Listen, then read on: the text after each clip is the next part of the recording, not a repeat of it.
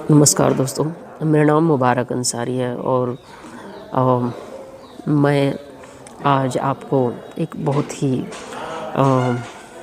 शक्तिशाली विषय को से परिचय कराने जा रहा हूँ।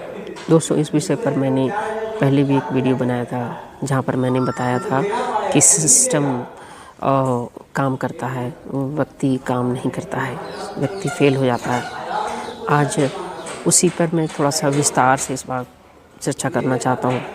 दोस्तों, जब कोई भी सिस्टम हो वो बहुत ही शक्तिशाली होता है। एक इंडिविजुअल जो शक्ति होता है उससे कई गुना शक्तिशाली होता है। मैं आपका ध्यान एक सिस्टम की तरफ, 2-3 सिस्टम की तरफ लगाना चाहता हूँ। पहला जो सिस्टम था, जो हमारे भारत में हिंदू भाइयों में था, वो सिस्टम था सती प्रथा। आप अनुमान लगा सकते हैं कि सती प्रथा एक ऐसा पावरफुल सिस्टम था समाज में जो कि बहुत ही अमानवीय था, जहाँ पर इस सिस्टम के दौरान क्या किया जाता था, अगर पति का देहांत हो गया तो उसकी पत्नी को जिंदा उसके शव के साथ जला दिया जाता था। और आप इस बात को समझने की कोशिश कीजिए कि एक बार जब सिस्टम का निर्माण हो जाता है उसे परिवर्तन करना बेहद मुश्किल हो जाता है और लोग उस पर विश्वास करते हैं, केवल चलते हैं, क्योंकि उनको बिलीव हो जाता है कि यही बेस्ट सिस्टम है। लेकिन धन्यवाद हो राजा राम मोहन राय का, जिन्होंने अपने अथक प्रयास के द्वारा इस सिस्टम का विरोध किया, इस सिस्टम के खिलाफ काम किया और इस सती प्रथा को हटाने के लिए वो क्या हो सके सफल हो चुके। ऐसे ही एक बेहद ही अमानवीय प्रथा अरब देश में थी। हज़रत मोहम्मद साहब के आने से पहले वहाँ पर महिलाओं को वस्तु समझा जाता था। वहाँ महिलाओं की खरीद बिक्री की जाती थी और भगवान यानी ईश्वर, खुदा किसको समझा जाता था? वहाँ के राजा को।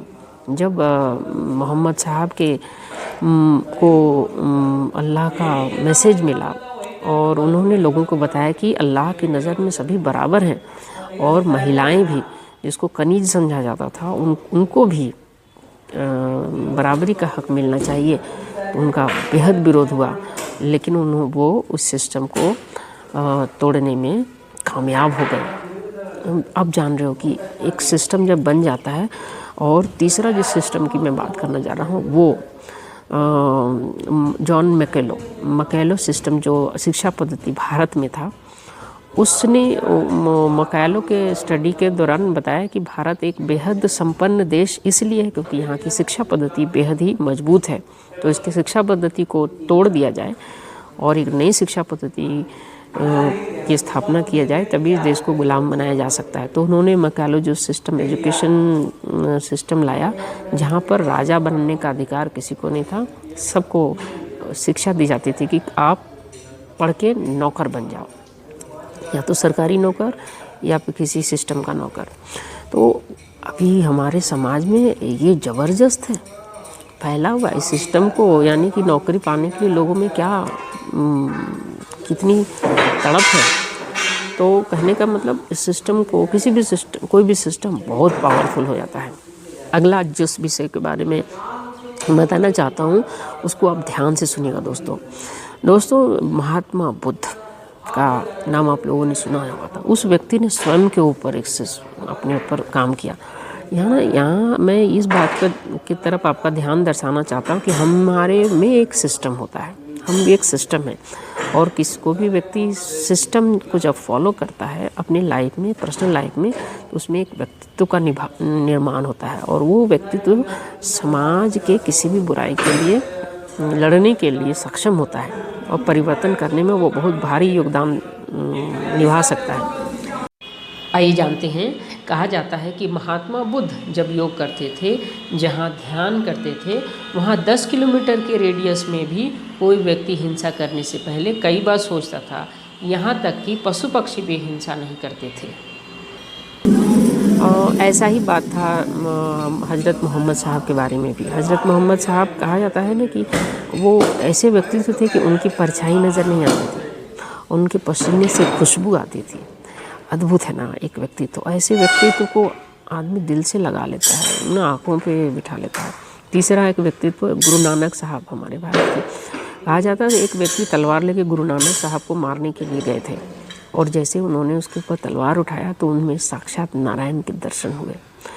भाई, जब एक इंसान कैसे, साधारण से इंसान कैसे इतना शक्तिशाली हो जाता है, और सिर्फ उस आज वही मंत्र मैं आपको देना चाहता हूँ। दोस्तों, कोई भी साधारण व्यक्ति इतना प्रभावी व्यक्तित्व तभी हो जाता है जब वो डिसिप्लिन को फॉलो करता है और ऑर्गेनाइज्ड बंद हो जाता है। समझ गए?